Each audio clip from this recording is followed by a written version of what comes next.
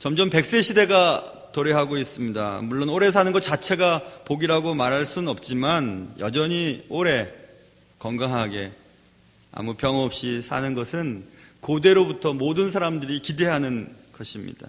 그리고 고대 사람들은 하나님으로부터 복받은 사람들이 누리는 특권을 장수라고 여겼습니다. 그러나 우리가 기억해야 되죠. 오래 살 수 있게는 되었지만 계속 살 수 없다는 사실을 기억해야만 할 것입니다. 그럼에도 불구하고 오래 사는 것에 대한 갈망이 우리 인간들에게는 있습니다. 오늘 성경에는 인간의 수명을 한없이 늘려놓고 있어요. 한 100세 살면 정말 많이 살았다고 생각하는 요즘에 100세의 10배면 1000년이죠. 1000년의 갑절, 2000년을 산다고 성경은 얘기해두고 있습니다. 그런데 오늘 본문 말씀은 어떻게 하면 2000년을 살 수 있을까? 어떻게 하면 수명을 늘릴 수 있을까에 대한 관점이 아니고 그 앞에 쓰여 있는 단어에 집중을 해야 합니다. 오늘 본문에 보면 비록 이렇게 되어 있죠. 비록 1000년의 갑절을 산다고 할지라도 이 말이에요. 그렇죠? 그래서 앞에 있는 비록이라고 하는 히브리 말, 이 루라고 하는 말은요. 영어에서 even if라고 하는 비록 무엇일지라도 혹은 though라고 하는 무엇임에도 불구하고 이런 뜻이에요. 그러니까 비록이라는 단어가 쓰였으면 비록 다음에 나와 있는 그 단어 비록 이렇다 할지라도 이렇다. 그래서 뒷부분을 강조할 때 이 단어를 쓰잖아요. 그러니까 뒷부분이 중요한 거예요. 비록 내가 1000년의 갑절을 산다 할지라도 뒷부분. 그 뒷부분 뭐냐면 행복을 보지 못한다면 행복하지 않는다면 무슨 소용이 있겠냐 이 말입니다. 아무리 오래 산다고 할지라도 행복한 인생을 살지 않는다면 오래 사는 것이 무슨 의미가 있겠는가 이 말이에요.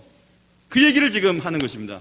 서두에 제가 100년을 산다, 그리고 100년에 10배, 1000년을 산다, 1000년의 갑절, 2000년을 산다 했을 때 여러분이 어이구 이런 생각을 하신 분이 계실 거예요. 왜 그럴까요, 여러분? 오래 사는 것만이 전부가 아니기 때문에 그래요. 길게 오래 수명을 연장한다는 것이 꼭 우리의 최종적인 목적이 아니라는 것을 알 수 있습니다.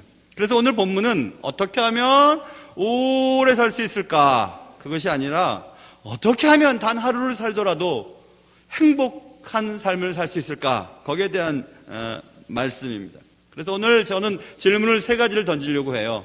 도대체 그러면 행복이 뭐냐? 단 하루를 살아도 행복하게 살아야 된다는데 아니 행복을 보지 못한다면 행복하지 않는다면 1000년의 갑절을 산다 해도 아무 소용이 없다 그러는데 그러면 성경에서 말하는 행복은 뭐냐? 행복이 중요하겠죠. 그리고 그 행복은 어디서부터 오는가? 어디서부터 행복이 오는 거지? 마치 파랑새를 쫓아다니며 산골 깊은 곳까지 다녀도 행복을 찾을 수 없었던 어린아이처럼 행복이 어디서 오는가? 거기 두 번째 질문을 던질 것이고요. 그리고 3번째는 우리가 이미 가진 행복을 빼앗아가는 것이 무엇인가? 그것을 알아야만 우리 속에 있는 행복을 유지할 수 있지 않겠습니까? 그래서 3가지 질문을 던질 거예요. 그 3가지 질문을 답하고 오늘부터 1000년은 살지 못한다 할지라도 아니 100년까지 못 산다 할지라도 단 하루를 살아도 하나님 앞에서 제대로 행복하게 살 수 있는 첫날이 되실 수 있기를 주님의 이름으로 축원합니다. 자, 이제 오늘 질문을 던지겠습니다. 행복이 뭘까? 성경에서 말하는 행복은 뭘까? 행복한 삶을 하루라도 산다면 1000년의 갑절을 산 것보다 좋다 그러는데 그럼 행복이 뭐냐? 이것입니다. 오늘 행복이라고 쓰여있는 히브리 단어 토브라고 하는 단어는 여러 가지 단어로 번역이 될 수 있어요. 영어로는 beautiful이라고 하는 아름다운 혹은 best, 최고, 최선, better, 좀 더 나은, 비교급으로 좀 더 나은 혹은 bountiful이라고 하는 풍성한 이런 단어의 복합적인 의미를 가지고 있어요. 어찌됐든 아름답고 최고로 좋고 최선이고 또 풍성한 로 번역될 수 있는 이런 것들을 신약에 딱 넘어오면은 마카리오스라고 하는 단어로 사용되거든요. 헬란말 마카리오스라고 하는 복을 또 우리가 제대로 이해할 수는 없어요. 그래서 보통 마카리오스라고 하는 단어가 한국말로 번역될 때는 건강 이런 단어로 번역이 돼요. 왜냐하면 뭐가 최선이고 뭐가 좋고 뭐가 아름다운 것일까? 돈이 많으면 좋지. 건강하면 좋지. 이렇게 차용해서 해석을 하는 것입니다. 혹은 프로스퍼러스라고 하는 번영하는 것. 그래서 우리가 복 받으세요라고 예전에 우리가 부흥회 같은데 복 받으세요라고 하면 부자 되라는 소리구나. 이렇게 들었단 말입니다. 부하고 복하고 같이 연관지어서 설명을 했고 그렇게 이해를 했었습니다.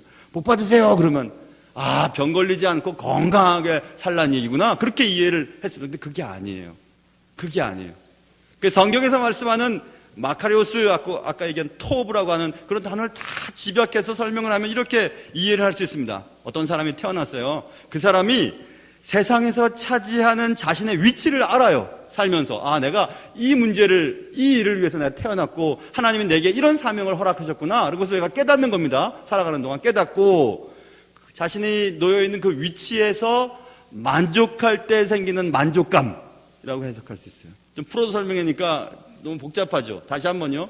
내가 왜 세상에 태어났는지, 무엇을 위해서 살아야 되는지, 하나님 내게 맡기신 일은 무엇인지라는 것을 깨닫고 내 삶의 형편에서 그 일을 하면서 만족감을 누리는 거예요. 그게 행복이에요. 그래서 더 쉽게 얘기하면 성경에서 말하는 행복이 뭐냐? 단 하루를 살아도 행복하며 살아야 되는데 그 행복한 게 뭐냐? 그것은 내 삶을 만족감을 가지고 살아가는 것을 바라요. 만족감을 가지고 산다면 천년의 갑절을 살지 못한다고 해도 나는 행복한 삶을 살았다고 그렇게 말할 수 있다는 것입니다. 그렇다면 여러분은 행복하십니까? 이 질문을 던지는 거예요. 그럼 여러분은 행복하세요? 여러분은 여러분의 삶의 자리에서 만족하세요? 여러분의 삶의 자리에서 살아가는 모든 것이 만족하십니까? 그렇다면은 50년을 살든지 100년을 살든지 혹은 30년을 살든지 그건 상관이 없어요. 매일매일 나의 삶을 살아가는 동안 만족하면서 살아갈 수 있다면, 내 삶의 최선을 내가 지금 누리고 있다는 것을 확신한다면 천년의 갑절을 살지 못한다고 할지라도 그것은 내 삶의 최고의 행복이라는 것을 여러분에게 오늘 말씀을 통해서 지금 알려주고 싶어 하는 겁니다. 그래서 그것을 우리는 해피한 상태, 행복한 상태라고 이해할 수도 있어요. 내가 지금 행복한가? 행복한가 이것입니다. 비록 천년의 갑절을 살지는 못해도 내가 지금 살아갈 때 내가 지금 행복한가 이것입니다. 가족들과 함께 삶의 현장 속에서 매일매일 살아갈 때 내 마음속에 만족감이 있는가 이것입니다.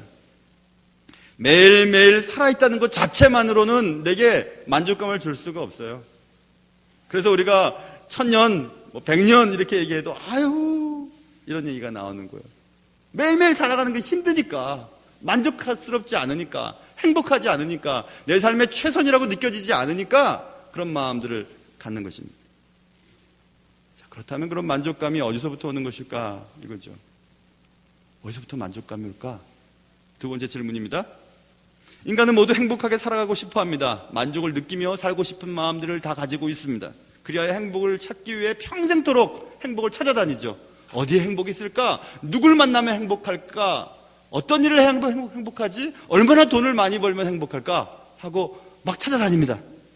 젊을 때는 돈 벌고 또 아이들 공부시키고 할 일이 너무 많으니까 그런 생각을 갖지 않다가 이제 좀 여유가 있으면 사람들이 이제 이상한 데에 관심을 가져요. 내가 옛날에는 행복했는데, 가슴이 막 뛰고 매일매일 삶이 막 기쁘고 즐거웠는데 라는 생각을 가지면서 이제 느지막하게 연애를 해요. 늦바람이라 그러죠. 바람이 막 쑥 들어가요. 나는 지금도 연애를 할 만해. 그 사람이 가지고 있는 돈이나 그 사람을 통해서 얻을 수 있는 것 때문에 그런 일을 하고 있다고 느끼지도 않고 그냥 마음이 두근두근거리고 다시 새롭게 옛날처럼 될 수 있을까라는 마음을 가지면서 막 연애를 하기 시작합니다. 행복할 것 같아요. 가슴을 다시 뛰게 해주니까 사람을 다시 만나야지. 그리고 또 어떤 사람들은 어디로 가면 행복할까? 그래, 내가 그토록 바라던 거기 한번 가봐야지 하고 기가 막히게 여행을 많이 다닙니다. 여행 갔다 와서 또 가고 갔다 와서 또 가고 계속 그래요. 왜냐하면 그곳에 가면 가슴이 뛰니까, 살아있다고 느껴지니까, 행복하니까 자꾸 그런 곳에 가서 행복을 잠깐 느끼고 또 다시 돌아오고 그래요. 여행이 길어지면 역시 집이 최고지 하고 돌아오긴 하지만 그래도 계속 자꾸 나가려고 합니다. 여유 있는 돈을 가지고 자꾸 나가서 의미 있는 내 삶에 대해서 막 찾으려고 애를 쓰죠. 근데 여러분, 얼마 전에 벌써 작년인가 재작년쯤에 어떤 광고를 보니까요, 자동차 광고인데 바다를 본 사람은 호수를 보고 바다라 하지 않는다, 이런 광고 카피를 제가 봤어요. 야, 참 잘 줬다 그런 생각했어요. 여러분, 큰 바다를 본 사람은 호수를 보고 저 바다라고 얘기 안 해요. 지금 무슨 말씀이냐 하면, 여러분, 우리가 무엇을 보고 누구를 만나고 어디를 가고 그래서 우리가 행복을 찾으려고 계속 애써봤자 큰 행복, 큰 만족, 큰 바다와 같은 것을 우리가 한번 보면 그 외의 것들이 바다라고 느껴지지 않는 어떤 것을 우리가 발견해야 돼요. 궁극적인 행복이죠. 궁극적인 만족이 우리 속에 있어야 우리가 갖지 못하고 누리지 못하고 누군가 새롭게 데이트를 하지 못하고 새로운 어떤 젊음이 찾아오지 않는다고 해도 괜찮게 되거든요. 그게 뭘까? 이것입니다.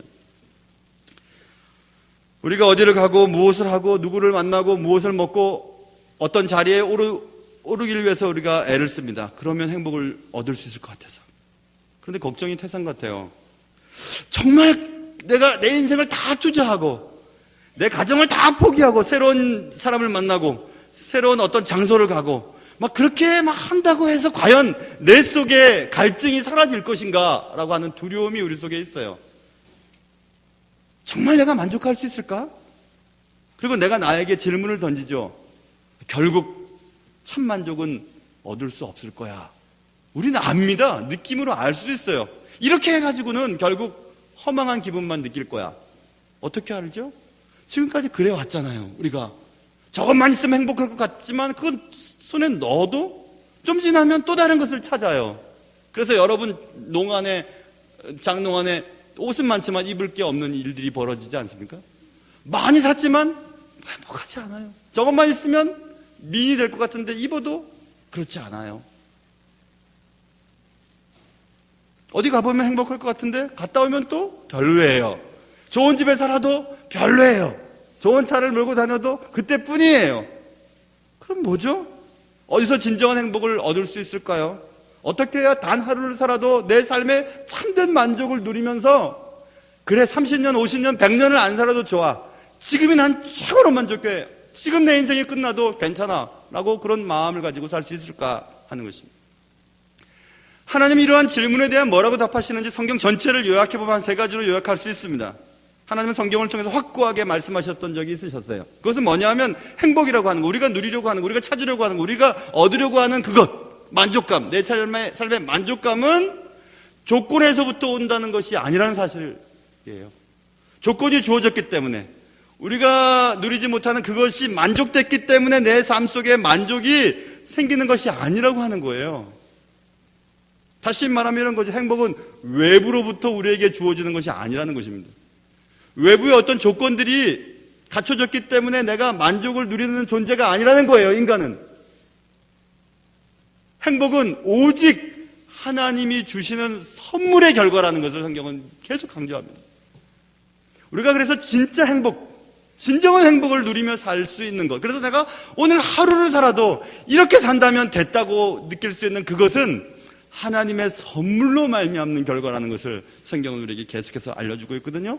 그래서 성경의 곳곳에서 이것을 깨달은 사람들은 고백을 하죠. 예를 들면 이런 겁니다. 시편 84편의 저자가 이렇게 얘기합니다. 주의 궁정에서의 한날, 하루를 사는 것이 다른 곳에서의 천날을 사는 것보다 좋다. 악인의 장막에 사는 것보다 내 하나님의 성전에 문지기로 사는 것이 좋다. 이렇게 얘기를 했어요. 얼마나 기막힌 고백입니까? 하나님 없이 악인들과 함께 죄의 낙을 즐기면서 천날, 아니 2000날을 살아도 하나님과 함께하는 한날보다 좋지 않아. 나는 하나님과 함께 하나님 가까이에서 성전의 문지기로 하루를 사는 것이 훨씬 좋아. 이렇게 얘기를 했습니다. 다시 한번 질문을 던지겠습니다. 그렇다면 나는 행복한 사람인가? 질문을 던져봐야 돼요. 난 정말 행복할까? 난 지금 행복한가? 아침마다 일어나서 야, 또 하루를 시작해야 되네, 또 가야 되네, 또 먹어야 되네, 왜 하루에 3번씩 밥을 해야 되냐? 아, 정말 이렇게 살기 싫다. 그런 생각을 갖지는 않으십니까? 아, 왜 난 행복하지 않지? 왜 행복하지 않지? 그런 생각 갖지는 않으세요? 그래서 어느 순간 이런 다짐을 하게 되었어요. 하나님, 더 이상 내가 행복을 찾아 헤매지 않게 해주세요. 내가 더 이상 다른 것들로부터 행복을 얻으려고 애쓰지 않게 해주십시오. 오직 행복은 하나님 안에 있음을, 오직 행복은 하나님과의 관계에 있음을, 오직 행복은 하나님이 주시는 선물의 결과인 것을 내가 알게 해주세요. 그래서 맨날 우리는 하나님과의 관계, 하나님 안에서의 삶에 대해서 관심을 기울이고 하나님 오늘 다시 나와 함께 하심으로 다시 행복하게 해주세요. 기도를 하게 되는 것입니다. 여러분 우리가 어느 때는 하나님과 좋은 관계가 있어서 행복한 것 같아요. 또 어느 때는 그렇지 않아요. 매일 하나님과 가까이 하나님 안에서 행복하게 살 수만 있으면 좋을 텐데 하나님이 나를 사랑하시고 나의 모든 것을 알고 계시는 하나님 앞에서 이런 마음으로 살았으면 좋겠는데 그렇지가 않잖아요. 좋을 때도 있고 안 좋을 때도 있어요. 왜 그럴까? 하나님과 관계를 맺으면 영원토록 계속 좋아야 되는데 왜 그럴까? 이유가 있죠. 우리에게서 행복을 빼앗아가는 어떤 것들이 있기 때문에 그렇습니다. 내 속에 하나님으로 인하여 만족감이 있었는데 그 만족감을 점점 갉아먹는 것이 있어요. 그게 뭘까? 일평생 하나님만 섬기며 하나님 안에서 참된 만족을 얻으며 살면 좋겠는데 그렇지가 않아요. 우리가 항상 살면서 하나님으로 인하여 만족감을 누리며 살면 좋겠는데 그럴 수 없다는 사실을 우리가 깨닫게 됩니다. 우리에게서 하나님이 주시는 만족감, 행복감을 빼앗아가는 것들이 무엇인지를 알고 대비를 해야 되지 않겠습니까? 하나님과 관계를 끊어버리게 만드는 것, 나에게서 행복을 앗아가 버리는 것이 있습니다. 그건 뭘까요? 그것은 타인의 평가 혹은 타인의 눈빛이에요. 좀 철학적으로 얘기했나요? 정확하지 않은 정보나 진실하지 않는 소문으로 인해 오해를 받게 되는 경우, 타인의 적절치 못한 눈빛, 어떤 사람을 평가하는 눈빛은 그 사람이 이미 그 상대방에 대한 평가를 내리고 있다는 결과죠. 그런 눈빛과 그런 평가는 그런 눈빛과 평가를 받는 사람에게 억울함이라고 하는 짐을 지어다 줍니다. 억울하게 만듭니다. 상쾌하지 못한 마음을 갖게 해요. 그런데 이런 문제가 제법 우리의 삶 속에 자주 발생된다는 것에 문제가 있습니다. 왜 그럴까요? 여러분, 우리가 어떤 타인의 장점, 그 사람이 가지고 있는 하나님처럼 아름다운 것들을 발견해내려면 무던히 기다리고 무던히 그 사람을 관찰하고 그 사람과 교제하다 보면 그 사람 속에 있는 하나님처럼 아름다운 것들이 있음을 발견하게 되죠. 그럼 노력이 필요해요. 다른 사람의 장점을 발견하는 데는 재능도 필요해요. 그러나 반대로 다른 사람이 가지고 있는 단점을 발견하는 것은 힘도 들이지 않습니다. 본능적으로 알아요. 야, 이거 저 사람 저 형편없는 사람일 거야. 결정을 내려버려요. 우리는 본능에 따라서 쉽게 다른 사람을 판단해버리거든요. 그래서 상쾌하지 못한 눈빛과 상쾌하지 못한 평가를 그 사람에게 내리게 되는 거죠. 그럼 우리 속에 관계가 깨어져 버려요. 하나님과의 관계도 깨어져 버려요. 삶이 만족하지 않아요. 내가 도대체 뭘 잘못했는데 이런 일이 생겼을까? 라는 의문을 갖게 되는 거죠. 상대방을 상쾌하지 못하게 만드는 주된 요인은 대부분 배려 없는 말일 때가 많습니다. 그리고 대부분 배려 없는 말은 자신의 내면 상태의 천박함을 드러내는 척도이기도 합니다. 최근에 미국 작가 클래런스 데이 셰퍼드라고 하는 분의 글을 보았어요. 그것은 새 황금문에 대한 글이었습니다. 여러분 아시는 분도 계실 거예요. 말하기 전에 새 황금문을 꼭 지나가라라는 얘기였습니다. 셰퍼드의 말은 이런 겁니다. 우리가 말하기 전에 세 가지의 문을 통과해라. 첫 번째 문, 이 말이 참말인가? 내가 지금 하려고 하는 이 말이 진실한 말인가? 이 말이 참말인가? 오케이, 참말입니다. 두 번째 문, 그러면 이 참말을 해야 할 필요가 있는가? 필요성에 대한 문제예요. 필요한 말인가? 예, 필요해요. 오케이. 세 번째, 그러면 참말이고 필요한 말을 친절하게 하고 있는가? 친절의 문이에요. 친절한 말에 대한 부분이. 이런 겁니다. 너무 어떤 몸이 이렇게 큰 사람이 있어요. 너무너무 많이 먹어요. 너무너무 잘 먹어요. 저 사람한테 내가 뚱뚱하다고 얘기하는 건 참말이지. 맞아, 뚱뚱하니까. 얘기해줘야지. 너 뚱뚱해! 이렇게 얘기해야지. 근데 그렇게 말할 필요가 있을까? 두 번째 문입니다. 말할 필요가 있어. 굳이 저 사람한테 뚱뚱하다고 얘기할 필요가 있을까? 생각해 보는 겁니다. 있지. 왜냐하면 내 아들이니까, 내 딸이니까. 저렇게 해서는 안 되지. 장가도 못 가고 시집도 못 갈 테니까. 그래, 말해줘야 돼. 오케이. 참말이었어요. 필요한 말이었어요. 세 번째 문 앞에서 야, 이 돼지야. 이렇게 얘기했어요. 친절한가요? 친절하지 않죠.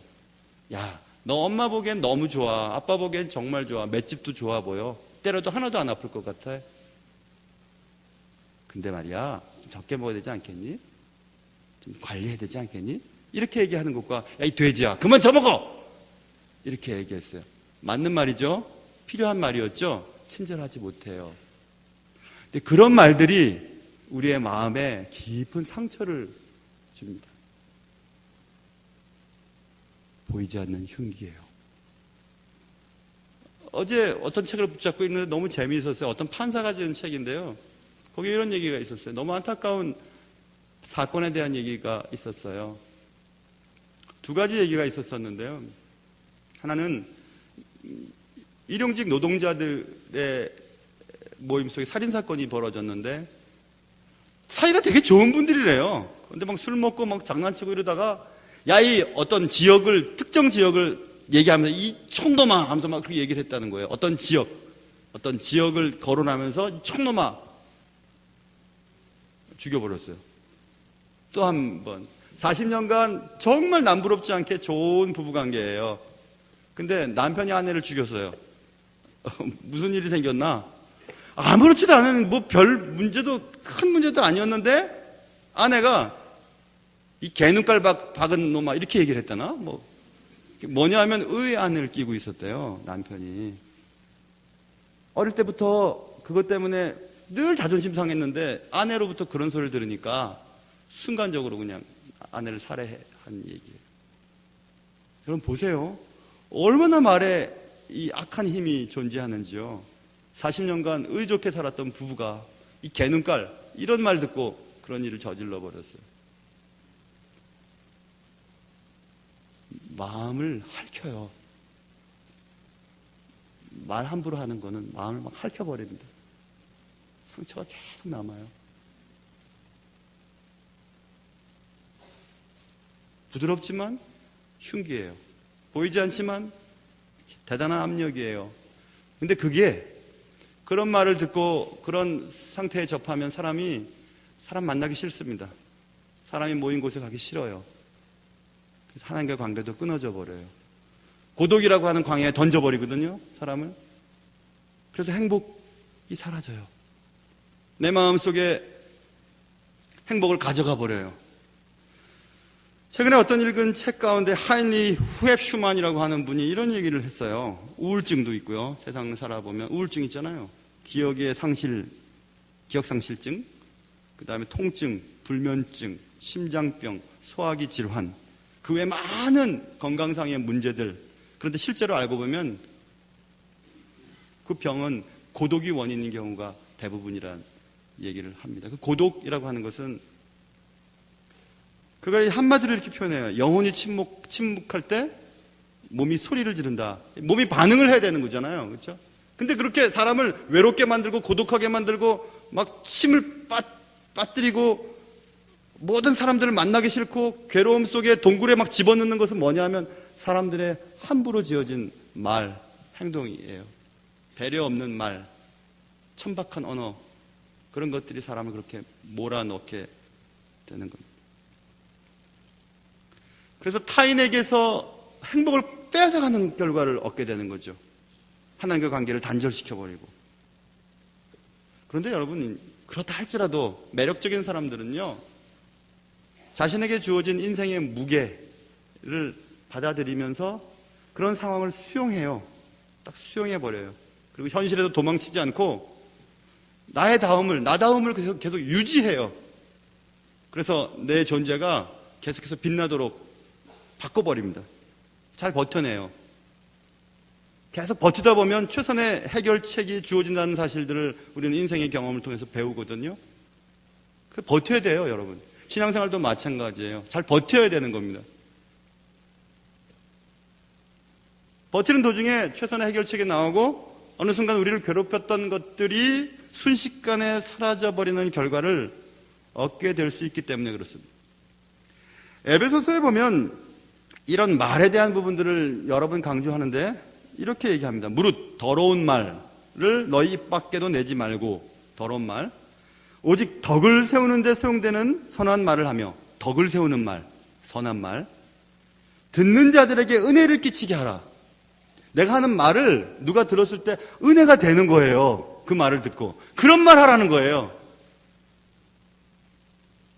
더러운 말, 욕하고 다른 사람 막 무시하고 윽박지르고 하는 이런 말들 하지 말고 덕을 세우고 선하고 다른 사람들이 그것을 들었을 때 은혜가 되는 말, 그런 말들을 하라고 성경은 말씀하고 있거든요.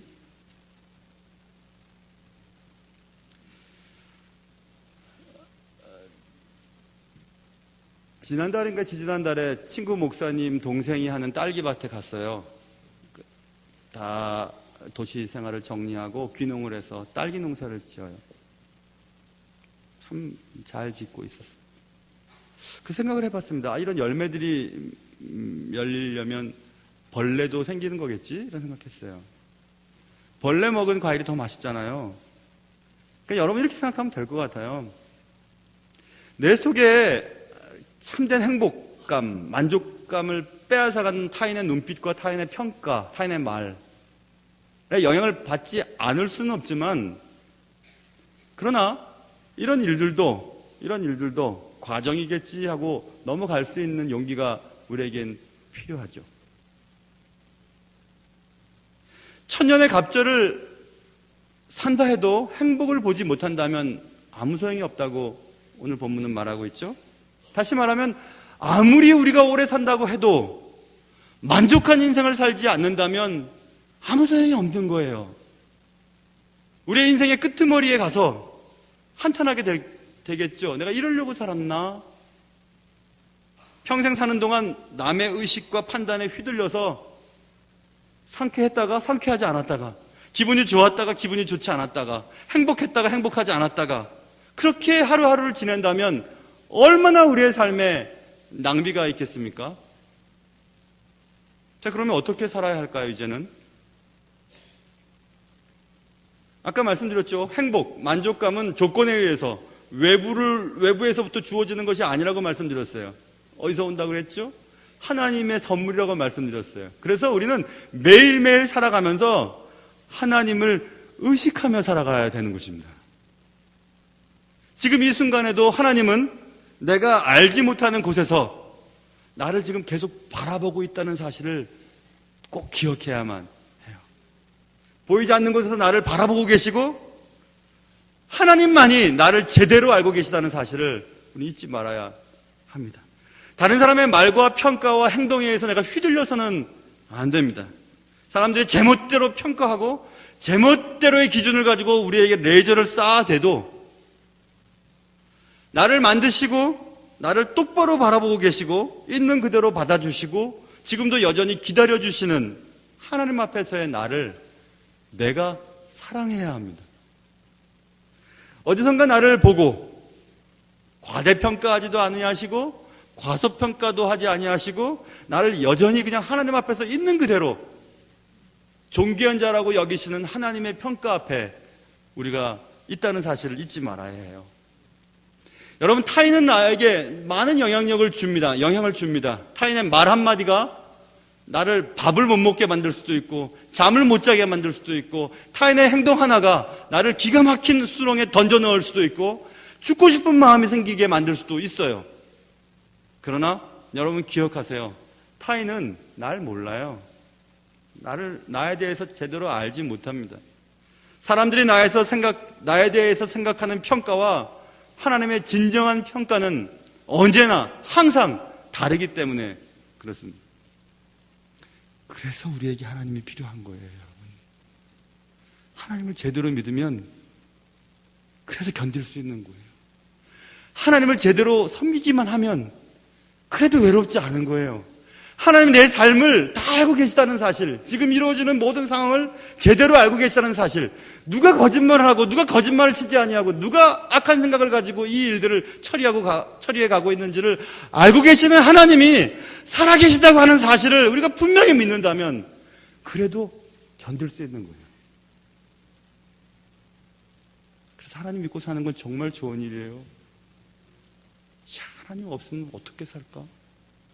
하나님 안 계시면 이 억울함과 이 답답함과 이 아픔을 어떻게 해결할 수 있을까?